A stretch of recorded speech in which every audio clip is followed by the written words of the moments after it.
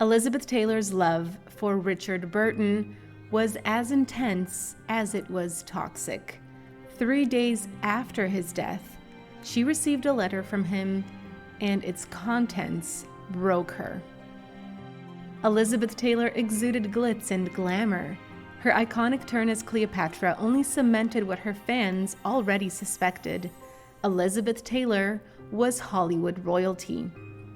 Her scandalous love life may have filled gossip magazines, but away from the public eye, Taylor was generous, whip-smart, and acutely sensitive to the struggles of those around her. Elizabeth Taylor was born in Hampstead, England in 1932. Her parents, originally from the United States, moved to California in 1939 to escape World War II. Taylor's mother, Sarah Southern, was a well-known stage actress with several Broadway credits to her name. Rumors swirled that Sarah and notorious MGM boss Louis B. Mayer were having an affair. Sarah may have had feelings for Mayer, but her daughter definitely didn't. Elizabeth hated the studio head with a passion. Even though he supported her career as a child star, she thought he was incredibly egotistical and overbearing. Taylor once said he resembled a gross, thick penguin and looked at his employees and stars like they were all completely squashable. When the time came, she'd tell him exactly what she thought of him. Tragedy struck on the set of National Velvet, a movie Taylor shot when she was 12. A horse named King Charles, known to be aggressive, behaved himself around Taylor until one dark day. The horse threw her, causing a serious back injury. Taylor immediately forgave the animal and even arranged to keep King Charles after filming ended. However, the injury she sustained would plague her for the rest of her life. When she was just a teenager, her boss, Louis B. Mayer, insulted her mother. Elizabeth Taylor was not about to take that lying down. The young star held her head high and told Mayer that he and his studio can go to hell. Even though Mayer's employees pressured her to apologize, the gutsy actress refused. Perhaps because of her early start in Hollywood, Taylor was a precocious and overly mature child. This had some shocking consequences. One of her biographers claims that at a very young age, Taylor had an affair with 36-year-old Ronald Reagan, then a well-known actor. In 1950, Taylor walked down the aisle for the first time when she married hotel heir Conrad Hilton Jr., and the rumored reason for their marriage is horrifying. MGM has never admitted it, but film historians believe the studio played a major role in Taylor's wedding to Hilton. They suggested the relationship, bought her an expensive wedding dress, and even provided the white negligee for her wedding night. But though the wedding looked like a dream, the marriage was a nightmare.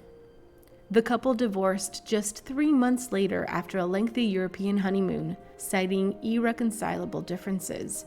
Behind closed doors, Taylor was horrified by Hilton's constant gambling and drinking. She later revealed he was also physically abusive. After divorcing Hilton, Taylor starred in a romantic comedy called Love is Better Than Ever, but few people know about the dark drama behind the lighthearted flick. MGM had forced her to appear in the movie to punish her for leaving her abusive husband. What's more romantic than literally paying a girl to marry you? If you ask Howard Hughes, the notoriously eccentric director and inventor, nothing. He fell for the young Liz Taylor and offered her parents a 6-figure sum if they'd let him put a ring on their daughter's finger. Wisely, Taylor declined Hughes' proposal. Elizabeth Taylor's next husband was Michael Wilding. Wilding was a whopping 20 years older than Taylor, though it seems he was the immature one in the relationship. After having 2 sons together, the couple broke up when Taylor discovered that Wilding had hired female entertainers for pool parties while she was away. But that wasn't the only scandal in their marriage. The venomous gossip columnist Hedda Hopper believed Wilding was hiding a secret from his new bride, that he was actually attracted to men. Hopper implied that Wilding and his male friend Stuart were closer than they let on. Taylor and Wilding married anyway, but that didn't stop Hopper from publishing multiple columns suggesting Wilding had a wandering eye. James Dean is one of Hollywood's most heartbreaking examples of a star gone too soon, but few people felt his loss as deeply as Elizabeth Taylor. At the time of his death, she was filming Giant with Dean and Rock Hudson. On the day the crew learned of Dean's death, director George Stevens forced a grieving Taylor to film reaction shots for a scene that would have involved Dean. Taylor was so heartbroken and appalled by the director's insensitivity that she never forgave him. One night, Montgomery Clift reluctantly agreed to attend a dinner party at Elizabeth Taylor's house. He was exhausted and tried to get out of it, but Taylor wouldn't take no for an answer. Driving home afterward, Clift fell asleep at the wheel and crashed his car into a tree. Taylor, horrified, ran to the wreck and stayed by his side until an ambulance arrived. Though Clift survived, the accident left him disfigured. Clift developed a dependency on painkillers, and his behavior became more and more erratic. It became so bad that no studio would hire him. Taylor remained fiercely loyal to her friend. She demanded he be cast in a film with her, even putting up her own salary as insurance. Tragically, Clift died before filming began. He was just 45 years old. It was a truly terrible loss.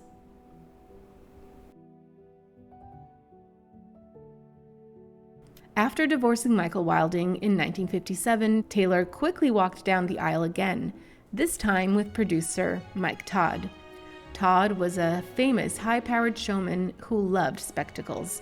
For Elizabeth's birthday, he rented Madison Square Garden, invited 18,000 guests, and had the entire event broadcast on CBS. Mike Todd was incredibly wealthy and constantly showered his new bride with jewels and luxurious gifts. Before long, the press accused Taylor of being a gold digger, but the couple had bigger problems than public opinion. When Elizabeth Taylor, Mike Todd, and Debbie Reynolds went out together, Reynolds was shocked by how violently Taylor and Todd fought with each other. When she stepped in to defend her friend, Taylor told her to back off and added that to her and Mike, fights weren't fights, they were foreplay. In 1957, Taylor and Todd had a daughter named Liza. Elizabeth Taylor beat out Marilyn Monroe for the role of Maggie in Cat on a Hot Tin Roof. Initially, she was thrilled to land the part. But her world fell apart when her beloved husband Mike Todd died in a plane crash, on the very same day filming began. Her grief triggered a terrible stutter, which fortunately was suppressed by her character's Southern accent. Taylor's marriage to Todd was the only one that didn't end in divorce. Taylor described him as one of the 3 great loves of her life, alongside Richard Burton and her jewelry. All the drama with Mike Todd couldn't hold a candle to the absolute media frenzy caused by Taylor's next conquest. Mere hours after Hollywood heartthrob Eddie Fisher divorced America's sweetheart Debbie Reynolds, Elizabeth Taylor did the unthinkable. She practically pranced down the aisle with Fisher, and that wasn't even the worst part. Before Taylor married Fisher, she and Debbie Reynolds had been best friends. Imagine the scandal. In the throes of Taylor and Fisher's illicit affair, Debbie Reynolds called her gal pal Elizabeth to chat. Unfortunately for Reynolds, the person who picked up wasn't Taylor, it was her cheating husband, Eddie Fisher. Allegedly, Reynolds icily said, "Roll over, darling, and let me talk to Elizabeth." After being dragged through the mud for her relationship with Eddie Fisher, Elizabeth Taylor decided to retire from movies following 1958's Cat on a Hot Tin Roof. Unfortunately for her, MGM had other plans. After a heated contract dispute, the studio forced her to star in Butterfield 8, in which she played an adult entertainer opposite her real-life husband, Eddie Fisher. Taylor resented being forced into the movie and let the director know it. She refused to speak to him for the entire shoot. Although Elizabeth Taylor reportedly disliked working on Butterfield 8, her performance received widespread acclaim. In fact, the role earned her the Academy Award for Best Actress, her first Oscar. Still, Taylor remained critical of the film, infamously remarking, "I still say it stinks." In 1961, Taylor began filming Cleopatra, the most expensive movie ever made at the time. She received $1 million for portraying the Queen of the Nile, making her the highest-paid actress in history up to that point. Reflecting on her paycheck, Taylor once said, "If someone's dumb enough to offer me $1 million to make a picture, I'm certainly not dumb enough to turn it down." Taylor shocked the world when she converted to Judaism in 1959, after her husband Mike Todd's death. Though Todd was Jewish, Taylor said her choice was purely personal. Upon her conversion, she took the Hebrew name Elisheba Rachel. Taylor was thrilled, but not everyone was happy. Taylor's conversion to Judaism nearly jeopardized the filming of Cleopatra. The Egyptian government initially barred Taylor from entering the country because she had converted to the Jewish faith. Cleopatra would mark the beginning of one of the most famous and tumultuous relationships in Hollywood history. Elizabeth Taylor met actor Richard Burton on set, and they began a romantic relationship despite both being married. The highly publicized affair drew widespread media attention and was even criticized by religious institutions. Cleopatra was a notoriously troublesome movie to film, but nothing compared to the day that Elizabeth Taylor nearly died. During production, Taylor began to suffer one of her frequent bouts of pneumonia. This one was so severe that when an assistant found Taylor, her face had turned a terrifying shade of blue. The actress had to be given an emergency tracheotomy and was so sick that several news agencies reported that she had actually died. During her illness, she had a heartbreaking vision. The actress claimed that she saw her deceased husband, Mike Todd, who told Taylor it wasn't her time yet, but that when it was, he'd be waiting for her on the other side. Taylor and Eddie Fisher divorced in 1964. Remarkably, she reconciled with his former wife, actress Debbie Reynolds, after the end of her marriage to Fisher. Taylor and Fisher never spoke again following their separation.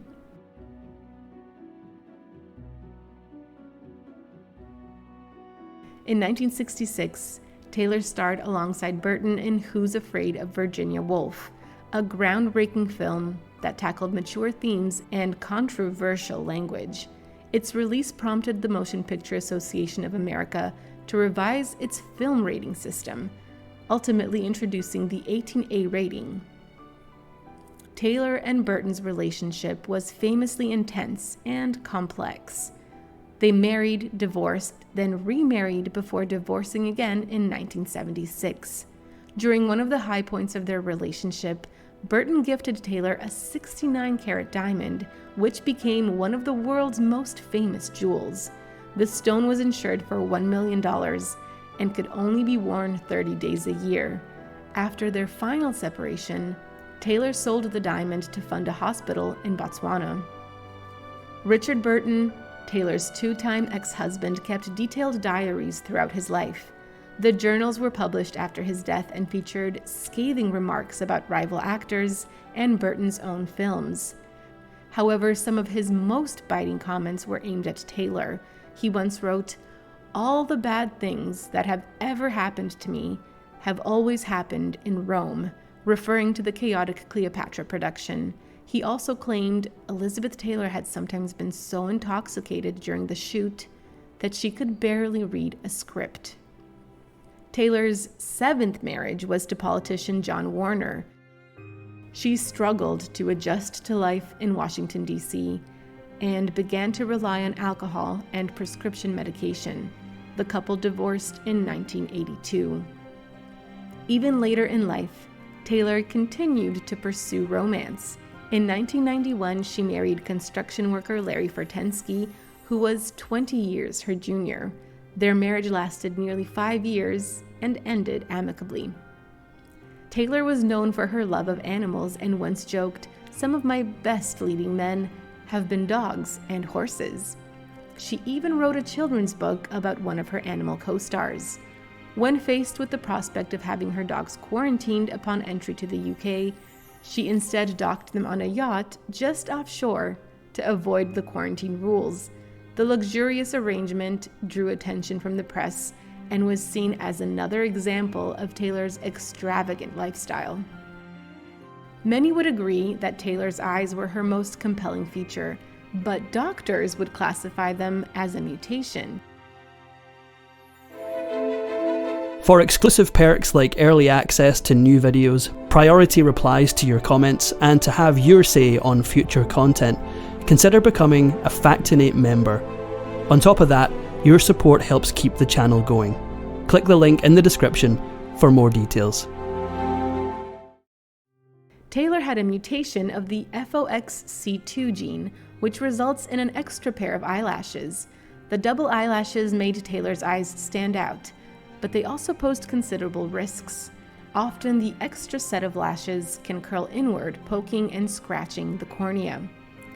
Taylor's eyelashes may have been natural, but her purple eyes were not.